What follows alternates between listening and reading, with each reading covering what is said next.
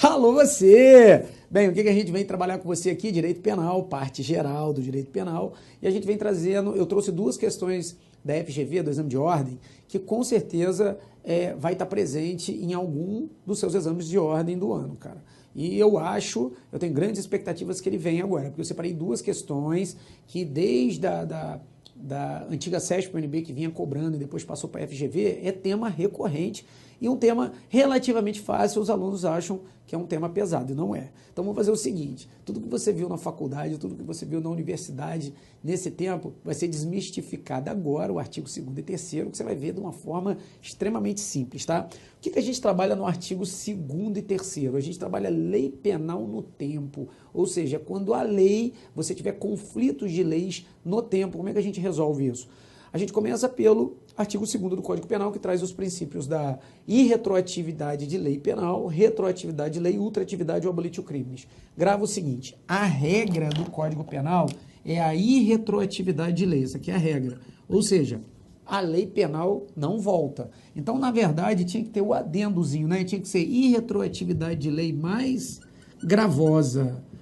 A lei mais grave nunca volta. Você tem a retroatividade de lei mais benéfica e você tem a ultratividade de lei mais benéfica. Tem alguns macetes aqui que você vai ver que é bem simples, tá? Na hora que a gente for aplicar. Evandro, para que é utilizado esse tipo de estrutura do Código Penal? É utilizado pelo seguinte, ó, imagina o seguinte exemplo. Imagina que eu tenho aqui, eu vou colocar o caso clássico do homicídio, que fica mais fácil para explicar antes da gente entrar nas questões, tá? Ó, artigo 121 do Código Penal, matar alguém. Matar alguém. Se você for pegar o Código Penal lá, você vai ver que a pena em abstrato é de 6 a 20 anos. Imagine a seguinte situação hipotética. Imagina que o A deu um tiro na cabeça do B. O A é o autor, deu um tiro na cabeça do B, vindo a ceifar a vida do B, o B morreu. Isso aconteceu aqui no dia 1/1/2011. Esse foi o dia que aconteceu o fato. Aí a gente tem lá o artigo 4º do Código Penal que diz: considera-se praticado o crime no momento da ação ou da omissão, ainda que outro seja o momento do resultado. Esse é o artigo 4º do Código Penal. Mas a gente vai pegar aqui e existe um princípio que rege toda a lei penal no tempo, que diz que deve ser aplicada a lei do tempo do crime. O que é a lei do tempo do crime? Se o cara no dia 6/1/2011 ele deu um tiro na cabeça do cara e a pena era de 6 a 20 anos, essa daqui é a pena que está reservada para ele. Agora, o que acontece? E, na verdade, a maioria das vezes, o cara, nesse caso aqui, que é crime doloso contra a vida, ele vai ser pronunciado e vai entrar no tribunal do júri. Até ele ser julgado, demora. Imagina que ele vai ser julgado no dia 1/1/2017. Olha só quanto tempo depois ele está na prisão dele, na prisão cautelar, na prisão preventiva dele, esperando chegar um momento que ele vai a julgamento no tribunal do júri. Só que nesse meio tempo aqui, o Congresso foi lá, passou pela Câmara, no Senado, voltou para a revisão do Congresso, foi para a mão da Presidente da República, o Presidente da República foi lá, sancionou, promulgou essa lei, deu prazo de vacatio legis, a lei começou a funcionar e entrou em vigor uma lei nova. Aí a lei, na verdade, ela não muda todo o dispositivo, ela só matou de 6 a 20 a pena, que era no momento que o cara matou, e a pena agora passa a ser de 10 a 20 anos. E agora, Evandro, o que eu faço? Porque agora eu tenho um conflito de leis no tempo. Você sabe por quê? Porque funciona assim, o Código Penal, ele manda usar a lei do tempo do crime. Então, qual lei que tinha que ser aplicado para o A? A lei é de 6 a 20. Só que pelo princípio da simetria das coisas, ou simetria das formas, um instituto novo que vier tratando do mesmo assunto de forma a mudar esse dispositivo, automaticamente revoga o dispositivo de trás. Então começou a bagunça. Eu tenho o Código Penal que tem um princípio que manda aplicar essa lei no cara. Só que essa lei agora está revogada por uma lei nova. E eu não posso aplicar leis que já estão revogadas. Então, na prática, o A deveria tomar a pena de 10 a 20 anos, mas o próprio Código Penal diz que eu tenho que usar a lei do tempo do crime. Aí deu uma bagunça danada. Código mandando usar a lei do tempo do crime e a lei revogada. E uma lei na frente prejudica o cara, ela é mais grave. E aí o que acontece quando eu tenho esse conflito aqui? Aí a gente vem no artigo 2º do Código Penal e a gente pega os princípios. Vamos olhar o primeiro princípio, olha só. Irretroatividade de lei mais gravosa. Se essa lei é mais grave, ela não pode voltar no tempo para atingir o A, ou seja, se ela é mais grave, eu vou ter que usar essa lei de trás aqui, só que eu tenho um problema, essa lei está revogada, aí o que acontece? Aí entra o princípio da ficção jurídica. Qual é o princípio da ficção jurídica? O juiz, no caso concreto, no momento da sentença, ele vai falar assim, eu, pelos poderes a mim constituídos pela Constituição Federal de 1988, eu pego essa lei de 6 a 20 anos e volto com ela à vida só no caso concreto para aplicar a pena mais leve, de 6 a 20 anos ao acusado. Ou seja, o juiz levanta essa lei que está revogada para aplicar e obedecer a lei do tempo do crime e não aplicar a lei mais grave no cara. Como é que é o nome disso? Se a lei de trás, que já está revogada, avança no tempo para conseguir ajudar o cara. O nome disso é ultratividade de lei mais benéfica. Então, nesse exemplo aqui, eu estou usando o princípio da ultratividade de lei mais benéfica. Mas toda vez que eu tiver ultratividade, por que a lei foi para frente? Porque a da frente não pode ser utilizada, então ela não retornou. Então, toda vez que eu tiver ultratividade, eu tenho junto a irretroatividade de lei mais gravosa. Tem um macetinho, tá? Toda vez que tiver a irretroatividade, aplica-se ao mesmo tempo a ultratividade no mesmo caso concreto. Porque se a lei não voltou, se a 10 a 20 não voltou, é irretroatividade. Se a lei de 6 a 20 foi para frente, é ultraatividade de lei mais benéfica. Parece complicadinho, mas não é não, é bem fácil. Agora, o que acontece se eu inverter o exemplo? Ah, Evandro, e se for o contrário? For o seguinte, ó, agora eu inverti o negócio. Quando o cara cometeu o crime era de 10 a 20 anos. Agora na frente a pena passou a ser a de 6 a 20 anos. O que eu faço? Mesmo esquema, vamos retomar. A lei nova que veio na frente, ela vem e revoga a lei de trás. Essa daqui está revogada. Agora, a lei que está valendo é essa. Só que existe um princípio no Código Penal que diz aplica-se a lei do tempo do crime. E a lei do tempo do crime do A é de 10 a 20. O que o juiz faz para resolver esse caso concreto? Para obedecer esse princípio da lei do tempo do crime, ele pega essa lei de 6 a 20 e ele, no momento, num caso concreto, na hora do julgamento, ele retorna a lei no tempo e diz... Bem, você A matou o B no dia 1/1 de 2011 e a lei que estava em vigor ela é de 10 a 20, que é a lei do tempo do crime. Agora eu, que sou juiz, com poderes a mim constituídos, eu pego essa lei de 6 a 20, que saiu mais tarde, e boto ela funcionando aqui. Na verdade, cara, o juiz volta no tempo, é o único ser que pode voltar no tempo. Ele entra numa máquina do tempo, volta e carrega a lei e coloca aqui. Ah, Evandro, mas isso acontece no caso concreto? Acontece, o nome disso aqui, na verdade, é uma ficção jurídica. Por que é uma ficção jurídica? Porque o juiz cria, no caso concreto, para poder obedecer os princípios loucos do Código Penal, que ele é de 1942, a parte geral foi toda remontada em 1984 e até hoje um monte de gente não consegue entender o direito penal. Beleza? Então esses aqui são os princípios básicos que a gente trabalha aqui no artigo 2º do Código Penal. Agora, fora isso aqui, o que a gente tem também? Você vai ver muito em questão de concurso algumas palavras, tipo assim... Extraatividade de lei, olha o nome. Pode vir extratividade ou extraatividade de lei. Até hoje ninguém soube qual é o certo desse negócio. Eles escrevem de duas formas, mas você vai entender. O que é extratividade? É toda vez que a lei movimentar no tempo. Toda vez que tiver irretroatividade, retroatividade, ultratividade, a lei está se movimentando no tempo, tá? Isso aí é só para você gravar, que se cair esse tempo você não vai errar. Agora eu trabalhei com vocês o artigo 2º, os princípios. E o artigo 3º, o que ele fala? O artigo 3º, ele fala de lei temporária e lei excepcional. Isso aqui é fácil. É assim, ó. Toda vez que uma lei tiver prazo para começar e prazo para terminar, ela é chamada lei temporária. A diferença dela é que mesmo sem ela estar funcionando, o agente tem que ser punido posteriormente. Existe uma lei muito conhecida que foi a Lei Geral da Copa. Ela começou no dia 1 de junho de 2014 e ela terminou no dia 31 do 12 de 2014. O que foi a Lei Geral da Copa? Era aquela lei que você não podia reproduzir aqueles símbolos da CBF, símbolos da FIFA, senão cometia crime, não podia fazer... vender ingresso sem estar autorizado, que também respondia pelo crime. Até foi bem noticiado isso. Ela começava nesse prazo aqui e ela terminava. Ou seja, a lei tinha dia para começar e dia para terminar. Imagina se nesse período o cara cometesse o crime e a pena fosse de 1 ano, de 1 a 2 anos de detenção. O que acontece se o cara for efetivamente preso e cometeu o fato no dia 28/12, mas o julgamento dele só ocorrer no dia 28/3 de 2015, ou seja, ocorreu meses após a revogação da lei, porque ela se revoga automaticamente, a lei é autorrevogável. O que acontece? Mesmo fora do prazo de validade, se o cara cometeu dentro do prazo, ele pode ser processado e condenado logo depois. O nome disso é efeitos ultrativos ou ultratividade de lei. A lei está funcionando lá na frente. Esse é o artigo 2º e esse é o artigo 3º e isso é o que tange a lei temporária. A diferença da lei temporária para excepcional é que a lei temporária tem dia para começar e dia para morrer. A lei excepcional não. Ela dura enquanto durar a excepcionalidade. Então, depois de uma explicaçãozinha dessa aqui, bem simples, vamos pegar algumas questões da Fundação Getúlio Vargas aqui, da FGV, que trata do seu exame de ordem, você vai ver que não tem mistério, cara. As questões são extremamente fáceis. Aí eu vou identificar o artigo que ela está e a partir disso a gente vai seguir pela frente, tranquilo? Então vamos lá. Acompanha comigo a primeira questão. Ela diz o seguinte, ó.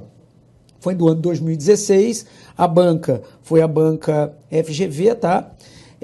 Eu estou trazendo do 19º exame de ordem da primeira fase. Veio assim, em razão do aumento de números de crimes de dano qualificado contra o patrimônio, pena de detenção de 6 meses a 3 anos e multa, foi editada uma lei que passou a prever que entre 20 de agosto de 2015 e 31 de dezembro de 2015, quando ela deu início e término, o que ela acabou de fazer com esse início e esse término? Ela já avisou que a lei é temporária.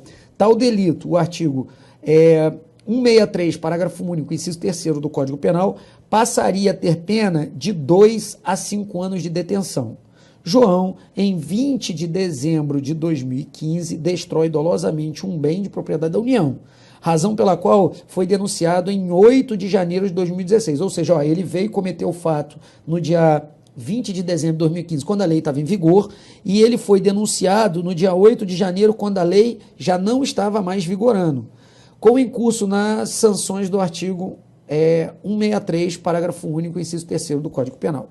Aí continua, considere as situações, as hipóteses narradas, no momento do julgamento, em março de 2016, deverá ser considerado, em caso de condenação, a pena de, aí vem a questão A, de 6 meses a 3 anos de detenção, pois a Constituição prevê o princípio da retroatividade da lei mais benéfica do réu. Essa daí não é, e eu vou explicar por que não é.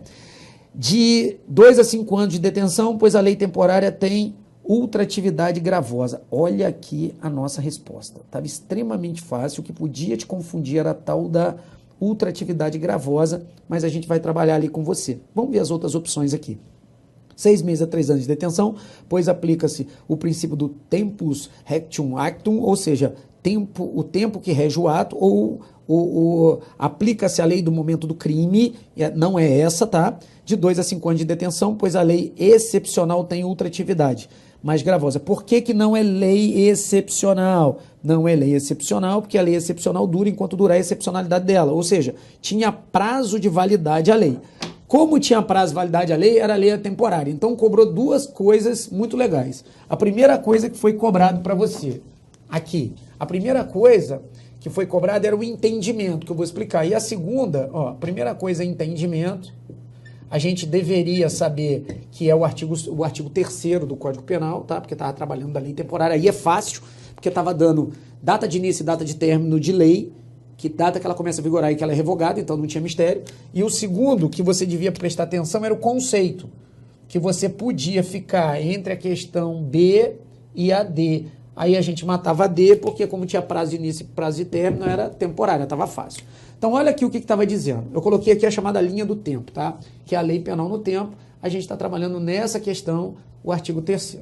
Então, a lei era de 6 meses a 3 anos de detenção. Só que o que aconteceu? No período de 20/8 a 31/8, a lei recebeu temporariamente a determinação que ela passaria a ter uma pena diferenciada. A pena passaria aqui de 2 anos a 5 anos. Essa seria a pena que passaria a vigorar nesse período de 20/8 a 31/12. Evandro, depois o que aconteceria? Depois voltaria a lei anterior, tá? De 6 meses a 3 anos. Ele só colocou mais gravosa nesse prazo temporário de 20/8 a 31/12. Legal. E aí, o que acontece no caso concreto? No caso concreto, a lei para de vigorar, essa lei mais grave, ela para de vigorar no dia 20/12 de 2015, volta a ser de 6 meses a 3 anos, mas como o João cometeu o fato dentro do prazo de validade da lei, essa lei aqui mais grave, ela vai ter efeitos o quê? Ultrativos. E o João, quando for processado e julgado no dia 8/1 de 2016, que quando foi denunciado de fé e fato, que começar o processo dele começa com 2 anos a 5 anos a pena dele. E não mais a pena de 6 meses a 3 anos. Não obstante o fato que depois aqui, quando ele for denunciado no dia 8/1 de 2016, outra pessoa que cometeu o fato não vai ter a pena de 2 a 5, vai ter a pena de 6 meses a 3 meses. Por que isso?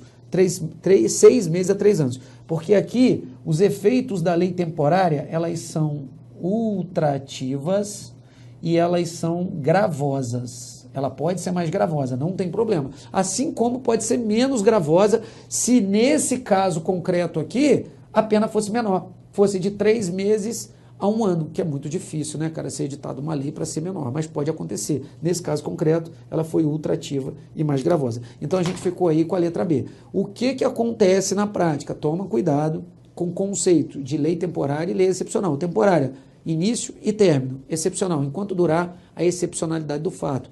Na lei excepcional pode vir exemplo de, por exemplo, épocas de calamidade pública, tranquilo? Sem problema nessa daí, a questão 2 ficou muito boa, vamos para a próxima questão. A próxima diz assim, putz, muito bacana essa questão, porque ela vai trabalhar de crime permanente, vai ser uma série de atos que eu vou trabalhar aqui com você. Ó, o ano foi de 2014 e diz o seguinte, ó, considere que determinado agente tenha em depósito, durante o período de 1 ano, 30 quilos de cocaína. Olha aqui, ó, ter em depósito. Se tem em depósito 300 quilos de cocaína, ele já entra no artigo 33 da lei 11.343 de 2006, que é a lei de entorpecentes, tráfico ilícito de drogas, tráfico ilícito de entorpecentes e drogas afins.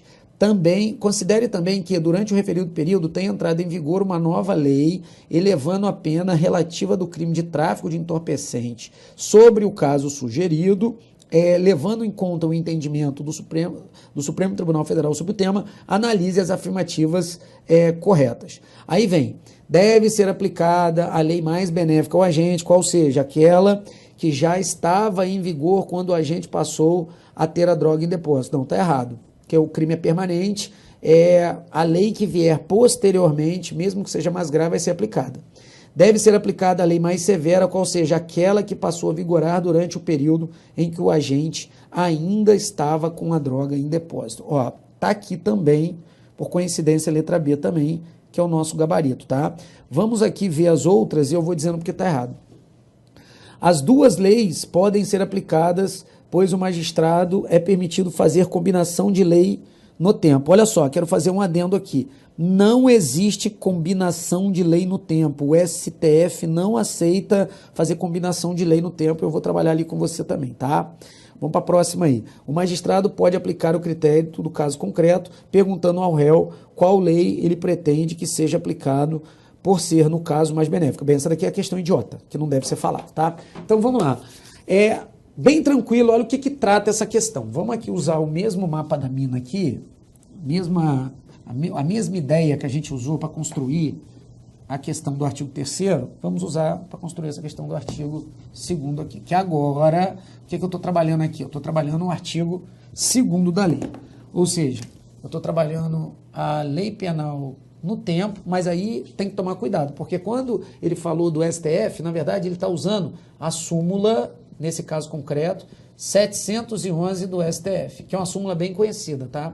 Ela diz mais ou menos assim, no caso de crime permanente ou crime continuado, a gente vai usar a lei do momento da cessação da conduta do agente, mesmo que ela seja mais grave. Na verdade, não quer dizer que ela é mais grave, mas mesmo que seja mais grave. No exemplo ali da questão, era mais grave, tá? Então, imagine o seguinte, Imagine que o cara, no dia 1 de 2016, ele foi lá e comprou 300 quilos de cocaína. Rapaz, é muito quilo de cocaína, né? Haja nariz para cheirar isso tudo aqui. Ainda mais no Brasil, que todo mundo batiza droga, que os bandidos ficam cheirando pó royal junto com cocaína. Isso aí deve, se for pasta base de cocaína pura, deve dar um bocado de cocaína, né? De 300 quilos deve virar umas 2 toneladas. Mas vamos lá. No dia 1 de 2016, o A foi lá e comprou e teve essa droga em depósito. Então eu estou aqui no artigo 33 da Lei 11.343 de 2006, que é a Lei de Tráfico Entorpecente e Drogas Afins. Ou seja, lá é crime de ação múltipla ou conteúdo variável. O cara pode vender, expor à venda, ceder ainda que gratuitamente, ter em depósito. Quando a lei coloca ter em depósito no artigo 33, ela já indica que a conduta do agente está sendo inserida no chamado crime permanente. O que é crime permanente? Em cada momento do dia, em cada segundo, a conduta do agente se protrai no tempo, ou seja, ela se repete. A consumação está acontecendo a qualquer momento, então ele pode ser preso em flagrante a qualquer momento. Então, no dia 1 de 2016, ele teve a droga em depósito. No dia 1/10, eu estou chutando aqui, tá? Estou colocando uma outra estrutura aqui. No dia 1/10 de 2016, imagine que efetivamente ele foi preso. Só que no meio do caminho, a pena aqui atrás era de 10 a 20 anos. E a pena do momento da cessação da conduta do agente, é feio, tá? Mas o nome é esse mesmo. Momento da cessação da conduta do agente. É o momento que cessou a conduta dele. A pena passou a ser de 15 a 25 anos. Então eu tenho uma lei menos grave e eu tenho uma lei mais grave, porque no meio do caminho, enquanto ele estava ainda com a droga em depósito, a lei foi mudada, veio uma lei nova mais grave. Se você for olhar as regras do artigo 2º, dá vontade de querer aplicar essa lei aqui e meter a ultratividade de lei mais gravosa no cara e a irretroatividade de lei mais gravosa.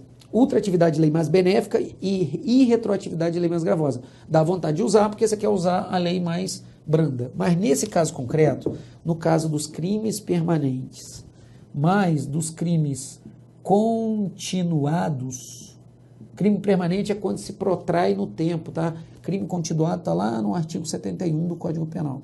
Quando a gente usa essas duas estruturas, o próprio STF fala assim, você não utiliza a menos grave, também não utiliza a mais grave, você utiliza sempre a última, a lei do momento que cessou a conduta do cara quando ele foi preso. Nesse caso, juntando com a questão, o que valeu foi o quê? Foi a lei de 15 a 20 anos, que ela é mais grave. Tem que tomar cuidado. Quando você for ler a súmula 711, o final da súmula mete uma vírgula e diz aí, aplica-se a lei do momento da cessação da conduta do agente, ainda que ela seja mais grave. Então, na prática, não é a mais grave sempre, é a última. No caso concreto aqui e da questão, a lei era mais grave. Então, a gente não aplica a menor, a gente vai aplicar a última, que era mais grave. Súmula 711 do STF, tá? Então, ficou a B a questão. Agora, tem a questão C lá, que estava trazendo um erro, falando de combinação de lei no tempo. Não é possível, tá? O STF não aceita, então já anota se cair na tua prova. Não vale combinação no lei no tempo. Sabe por quê? Imagina o seguinte, imagina que o A dá um tiro no B aqui em 2016, ele vai ser processado em 2017. O que acontece se aqui a pena for de 10, a pena base é de 10 e a pena maior é de 20 anos? Então eu tenho uma pena básica de 10 anos e uma pena máxima de 20 anos. E aí quando entrou em vigor aqui, inverteu o negócio, a pena ficou assim, a pena mínima ficou de 8 anos e a pena máxima ficou de 24 anos. A pergunta é, qual lei que é melhor? A lei de 8 a 24 anos, a lei de 10 a 20 ou de 8 a 24 anos? Aqui a pena base é maior. Aqui a pena base é menor. Aqui a pena full do cara é menor e aqui a pena full do cara é maior. Então inverteu. Qual lei que é melhor para o cara? Não sei. Aqui o juiz só vai poder analisar no caso concreto. O que o juiz não pode fazer é unir para que a coisa fique melhor. Ou seja, o juiz pega essa pena máxima que é menor e coloca aqui 20, pega essa daqui que é menor e coloca aqui 8, para criar uma pena menor, de 8 a 20 anos. Isso o juiz não pode fazer. O juiz vai ter que aplicar o caso concreto. Ou seja, o juiz vai olhar o artigo 59, quando ele aplica a pena, lá no Código Penal, e ele vai ver assim, o que o agente é? Se o agente for primário, se o réu for primário, o melhor é usar a lei B, porque o primário nunca vai tomar a cacetada maior, mas ele pode ter a pena menor. Agora, e se o cara for reincidente? Ele não vai tomar a pena base, mas a cacetada dele pode ser no maior patamar. Então o juiz pode utilizar aqui. O que o juiz vai valer entre a lei A e a lei B é a situação do agente, no caso de conflito entre as leis internamente aqui. O que o juiz não pode fazer é criar um terceiro instituto. Então, combinação de leis no tempo, pode? Não, está errado. Então vamos dar só uma revisão aqui. Vamos ler essa questão B aqui, porque a súmula 711, eu queria que vocês anotassem. Então, na tela, olha aí, deve ser aplicado a lei mais severa, deve ser aplicada a lei mais severa, qual seja, aquela que passou a vigorar durante o período em que o agente estava com a droga em depósito. Então, ó, anota aí a mais severa, toma cuidado que é no momento da cessação, isso aí, para você que tem o artigo, está na súmula 711 do STF. Beleza? Então, ó, fechamos aí as questões. Acabou que virou basicamente uma mini aula, né, do artigo 2º e 3º. Lógico que quando eu trabalho em aula, eu trabalho isso aqui de uma forma mais padronizada, eu separo em bloquinhos, também explico abolitio criminis, que na verdade é o que está no caput, mas não teve mistério. Pega tudo que você... Se você negligenciou isso aqui na sua faculdade, negligenciou isso aqui quando você estava estudando, a hora de aprender é agora. E outra, isso aqui quando você for pegar a sua carteira da ordem, quando você for advogar, ainda mais se você for advogado da esfera penal, isso aqui é uma das coisas mais importantes que tem, porque ou você salva o cara ou você detona o cara a partir do artigo 2º e 3º da Lei Penal no Tempo, que é muito aplicado no dia a dia de quem trabalha com o direito em si, tá? Então, ó, forte abraço, fica com Deus, eu vou estar junto com você até a sua aprovação do exame de ordem, eu sei o quanto é importante para você essa carteira da ordem, eu sei quanto é importante você validar, porque quando a gente faz direito, a gente fica 5 anos sentado lá, e se a gente sai da universidade, a gente sai da faculdade, e a gente não tem a validação do exame de ordem, parece que a faculdade não existe, ou parece que a gente nem fez a faculdade, e principalmente os familiares que não entendem isso. Então, se você ficou reprovado aí 2, 3, 4, 5, 6 vezes, o seu lugar é aqui, porque o que a gente faz de melhor é ser objetivo, conseguir fazer você passar no primeiro exame de ordem, treinar na primeira fase do exame de ordem e treinar você na segunda fase, que é a peça prática, que isso aí a gente é muito bom e você tem os melhores professores. E lembra, o importante aqui não é tirar a maior pontuação, o importante aqui é acertar as questões, fazer o mínimo e colocar você aprovado no exame de ordem. Fica com Deus, forte abraço e alô você!